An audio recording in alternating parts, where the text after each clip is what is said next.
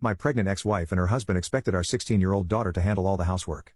She finally refused to go back to their home, saying, "Dad, they treat me like their personal housekeeper. I'm not going back there anymore." But there was something she hadn't told me yet. I, 40M, have a daughter, Jade, 16F, with my ex-wife, Margot, 38F. Margot and I met when I was 21, and she had just turned 19. We met at a friend's party, and we got along really well. I asked her out the day we met because she was smart and pretty, and I really liked her. Fortunately, she said yes, and we ended up together for a really long time. We dated for a couple of months before meeting each other's families, and eventually, after almost a year of dating, we decided to move in together. Margot went to college nearby and had been living on campus, but I asked her to move in with me in my apartment, and she agreed. This is important because later on, she would blame me for everything that went wrong and insist that it was my fault she didn't have a career of her own. She was more than happy to move in with me, and I didn't have to ask her twice. We started living together, and everything was great. Our families approved of each other, and we were in love. Everything was perfect. But shortly after her graduation, Margot found out she was pregnant. Let me just make it clear to everyone that she was the one who wanted to keep the baby, something she would blame me for in the years to come. I was okay with whatever decision she made because it was her body, and I didn't think I would have a problem with anything. But, of course, when she decided to keep the baby, I was thrilled. I was 24 at the time and working in a marketing and advertising firm. I had decent pay, and I could afford to take care of the household expenses and a baby, but unfortunately, I wouldn't have been able to afford childcare on my salary, and Margot had just graduated, so she had no work experience. I couldn't ask her to find a job while pregnant, so we had a lot of discussions about it, and we decided she would stay at home and raise our child while I worked. I think I must have asked her if she was sure about that decision more than a billion times. Of course, it made me feel really guilty. I didn't want her to have to give up her career for the baby, but she said she was fine with it and just wanted to start a family. At that point, she was a really bright student and would have done really well career-wise if she had tried to look for a job, but she didn't, and that was her choice. It's very important for me to let everyone know that all these decisions were ultimately hers. I had never forced her or tried to convince her to do anything because I knew that she had the most to lose. Be it moving in with me, she would be the one making the move because I couldn't move into her college dorm. The decision to keep the baby was entirely hers because, again, she would have the most to lose. She would be the one carrying the baby and the one unable to find a job after graduation, which was the most crucial time. So, I had never tried to influence her decisions. Even the choice to be a stay-at-home mom was hers, and I was just there to support her. But unfortunately, when things got tough, she started blaming me for everything. A couple of months after our daughter was born, she started exhibiting symptoms of postpartum depression. I decided to talk to her parents so they could convince her to start therapy. I'd already tried to talk to her about it myself, but she told me it was nothing and would get really irritable whenever I brought it up. If I'm being honest, I was scared she might do something to the baby out of anger, as I had heard stories. So, I really wanted her to get help, but she wasn't willing to admit she had any problems. I know raising a child is a really difficult job, and no matter what happened, I'll always be grateful to her for doing her best at the time.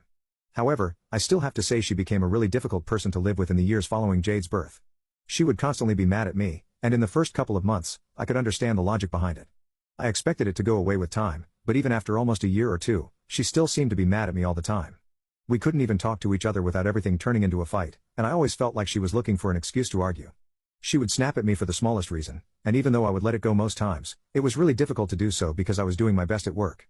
After slogging away half the day at work, nobody enjoys coming home to a perpetually annoyed and angry wife. With time, I found it harder to let things go or just drop a fight, and it would keep escalating. She would always blame me for everything that went wrong in her life, and I could never understand why. I've already mentioned that all the choices she made were completely her own, and I'd never tried to influence them, but even then, every time we argued, she would bring up how she had sacrificed everything for me. I couldn't even be grateful for that, she said. I don't know where she got that from because I was always looking for opportunities to show my gratitude for everything she had done for me and our family. I would organize dates every weekend and take her out for dinner at least 4 times a month to fancy places because I knew how much Margot enjoyed it. I would celebrate every milestone with great pomp and extravagance, but nothing ever seemed to be enough for her. She would still keep complaining about how I was never grateful. Even when I took her out for dates, she would keep looking for excuses to fight with me and would never just be in the moment and enjoy it. It was all getting frustrating for me because I was sick of being blamed for everything. It had come to a point where I was regretting ever meeting Margot or even asking her out. Even when I brought up valid points during fights, she would negate all of them by saying that she had sacrificed her career to raise our daughter. I had promised to support her, so I just had to shut up and deal with it. But I didn't think constantly being a doormat for her to walk all over was my definition of support. I still put up with it, though, for the sake of my daughter, because I didn't want Jade to suffer.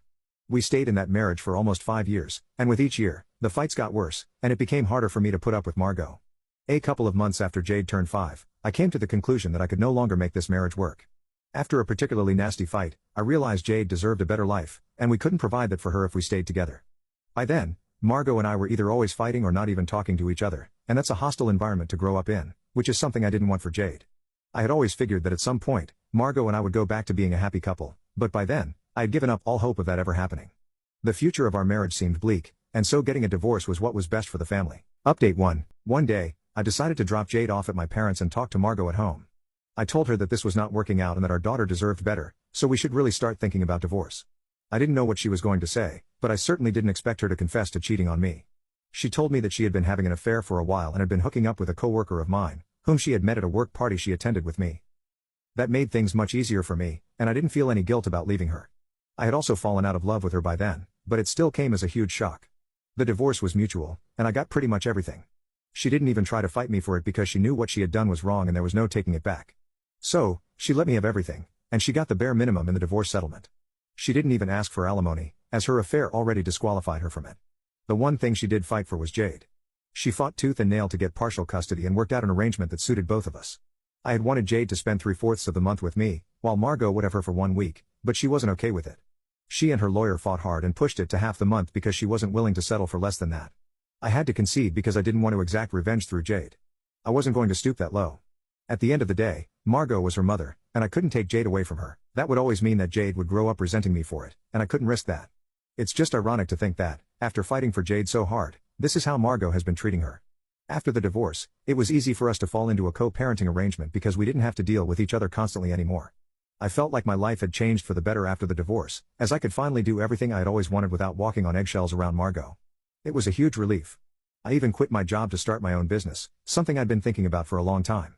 Besides, I don't think I could have continued working there, knowing that the guy who broke up my marriage sat just a few desks away. Working there during my divorce was hard enough, I didn't want to continue it afterward. I know for a fact that the two of them broke up shortly after we announced our separation online, as she was the one who told me about it while apologizing for everything once again. But by that point, the apology meant nothing to me. I just stayed in touch with her because we had to co-parent Jade. If it hadn't been for her, I would have had no reason to talk to Margot ever again. Anyway, we kept contact to a minimum after the divorce, and even today, we only talk if absolutely necessary.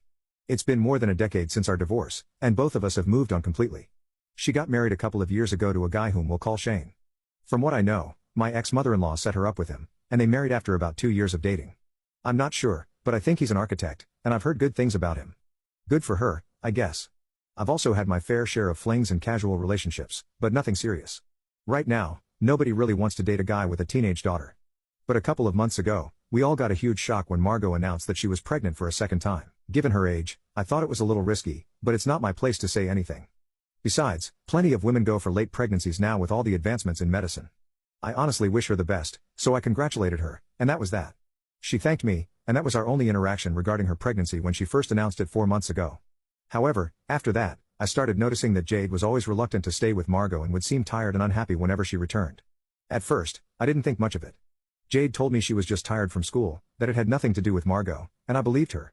This had been going on for the past couple of months since the pregnancy announcement, and I only recently picked up on it. This month, when Jade came back to live with me, I noticed she looked even more exhausted than usual, and I knew something was off. I decided to talk to her, but she refused to tell me anything for the first few days, insisting that everything was fine. But I could tell she was hiding something. After a lot of insistence, she finally agreed to tell me what was bothering her, and ever since, things have taken a turn for the worse. Jade told me that her mother and Shane had started treating her like their free housekeeper, making her do all the work around the house.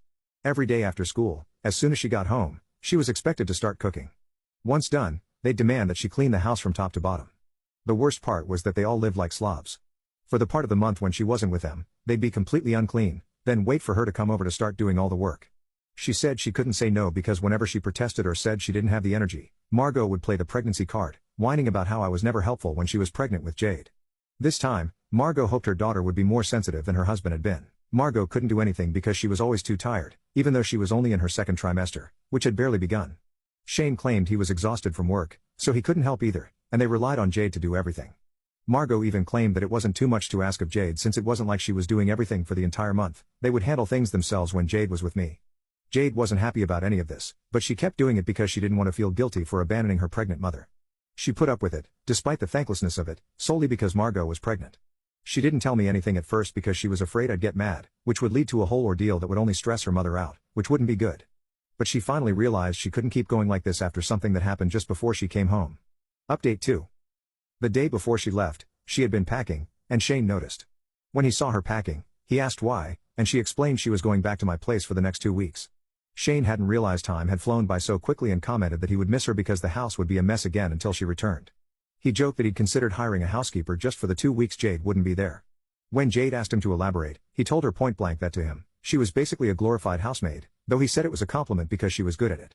He even suggested she could make a career out of it since she'd at least be useful, unlike her mother. Final update, I was honestly stunned when Jade told me what Shane had said because I'd only heard good things about him from other people.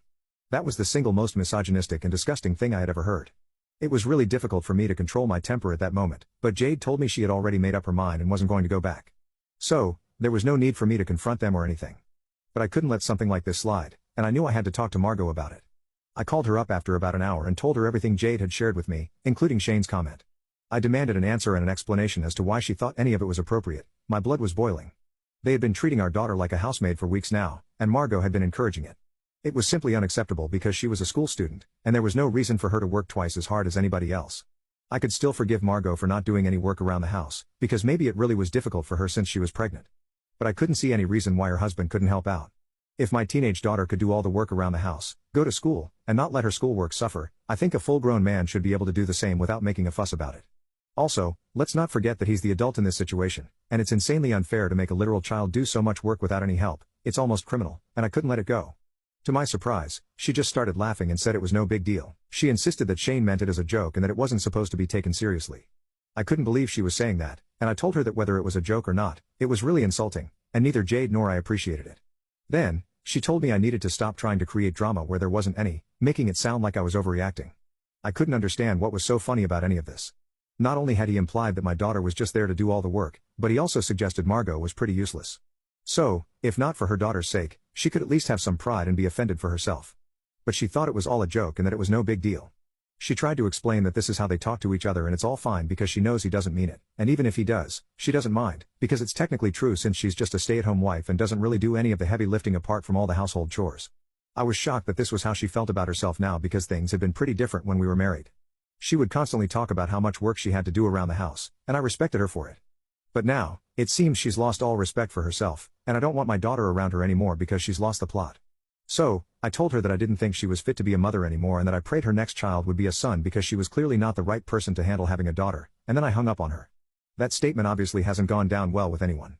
Margot and her family have been harassing me ever since, saying what I said was out of line, especially since I was saying it to a pregnant woman and should have been more sensitive. Jade also thinks I should have just dropped it because she already told me she wasn't going back, so I didn't need to speak to them. Clearly, they're all in over their heads. So, Ida for telling my pregnant ex-wife she was unfit to be a mother? Update 1. It's been 4 days since my original post here, and there have been a lot of comments. Most of you agree that I did the right thing, and I'm glad to hear that. However, a lot of you seem to refuse to believe I was a good husband the first time around. Let me just say that I know what I was and how supportive I had been throughout our marriage. It only fell apart because Margot wasn't ready to give us a chance to work it out. Otherwise, I could have cheated on her several times and said, "Oh, things are getting really tough. I need an outlet," and slept with someone else outside of my marriage. But, unlike her, I wanted to give our marriage a fighting chance because of Jade. Even when I filed for divorce, it was as much for Jade as for me. I appreciate the sentiment that housewives deserve more appreciation, and I 100% agree with that.